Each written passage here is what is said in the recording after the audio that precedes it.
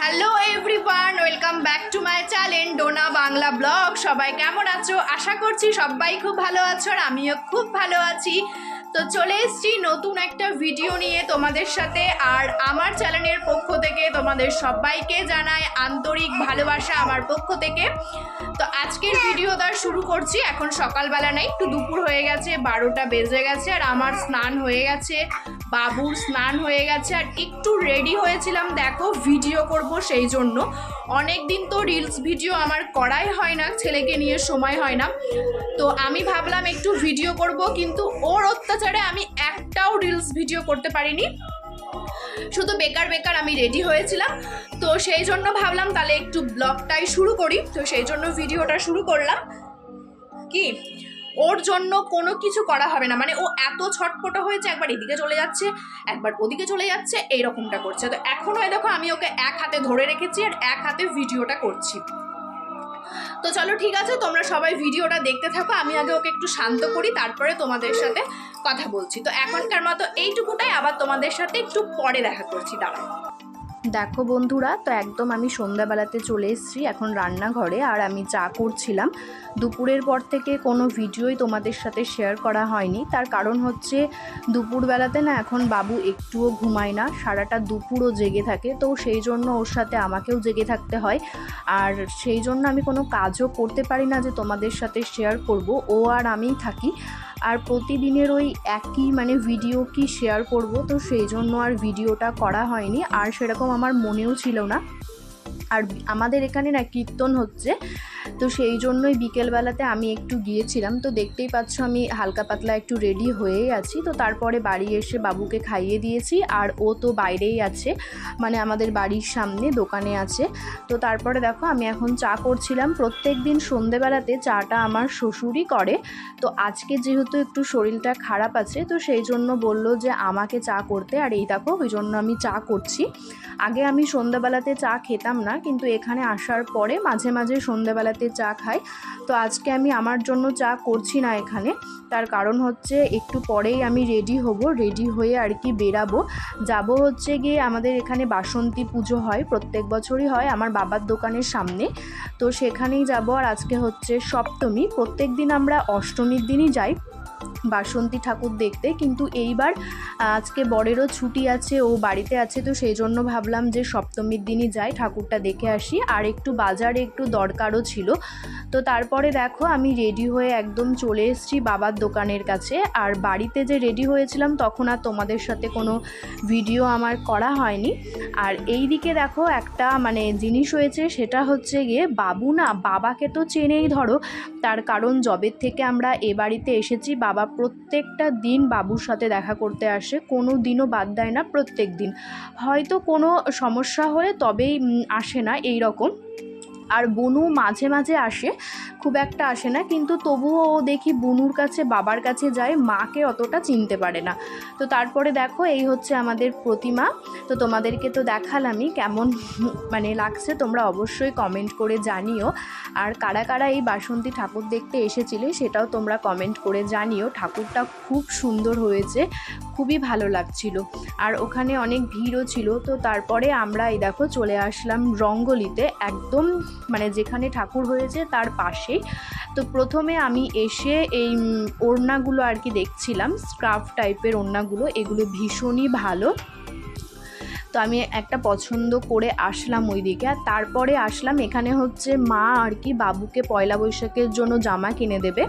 তো এই দেখো প্রথমে দেখাচ্ছিলো এই বাটিকের ওপর জামাগুলো। তো আমরা ভেবেছিলাম যে এই রকম টাইপের বাটি পিন ছাপার ওপর জামা নিব, তার কারণ পয়লা বৈশাখে না এই জামাগুলো খুব ভালো লাগে। আর পয়লা বৈশাখের দিনে তো যেহেতু গরম থাকে, তো তখন তো আর কোনো গেঞ্জি কাপড়ের জামা দেয়া যাবে না, ছোট যেহেতু বাচ্চা, একদম হালকা পাতলায় দিতে হবে।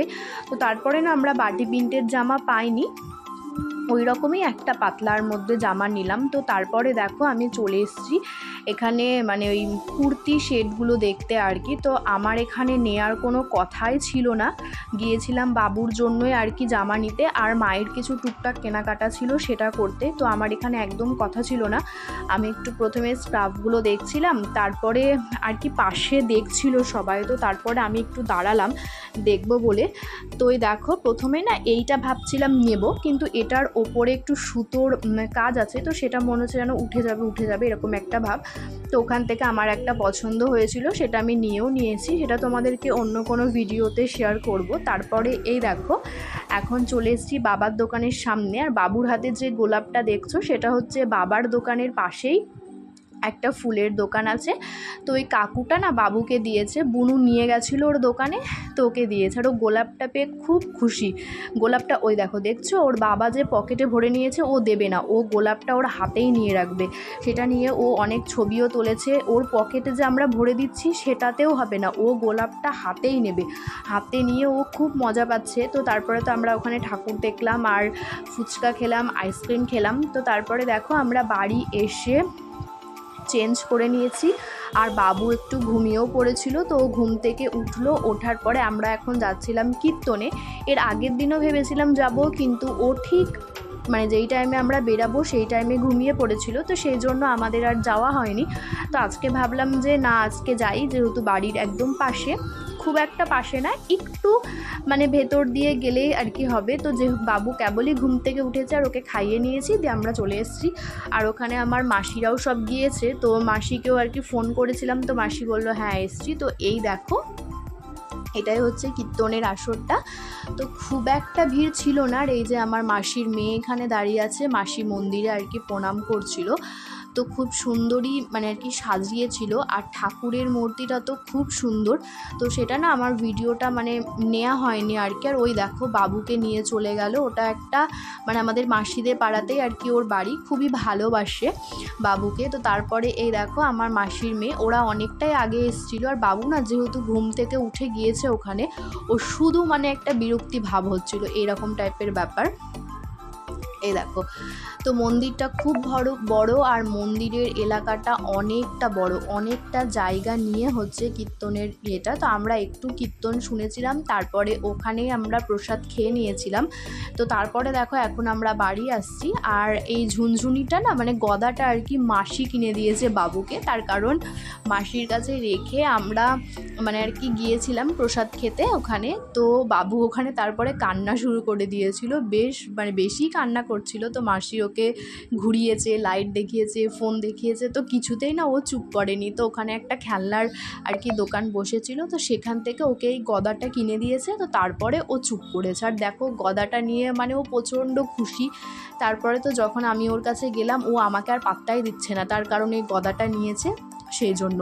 তারপরে দেখো এইদিকে ওর বাবার ঘাড়ে চেপে আসছে, আর ও এখন ঘাড়ে চাপতে খুব ভালোবাসে, কারণ যারই ঘাড়ে চাপুক না কেন ও শুধু এই চুল ধরে ধরে টানবে। এটা আমার বাবার ঘাড়ে চাপলেও এই রকমটাই করে, সেই জন্য ও খুব মজা পাচ্ছিল আর বিশাল জোরে জোরে হাসছিল। তো যেহেতু অরিজিনাল ভয়েসটা দিলে কপিরাইট চলে আসবে, তো সেই জন্য আমি ওটা স্কিপ করে গেছি, আমি আর কি ভয়েসটা দিলাম। তো ওই দেখো কি জোরে জোরে ও হাসছিল, যেহেতু ওখানে কীর্তনেরও একটা আওয়াজ ছিল সেই জন্য।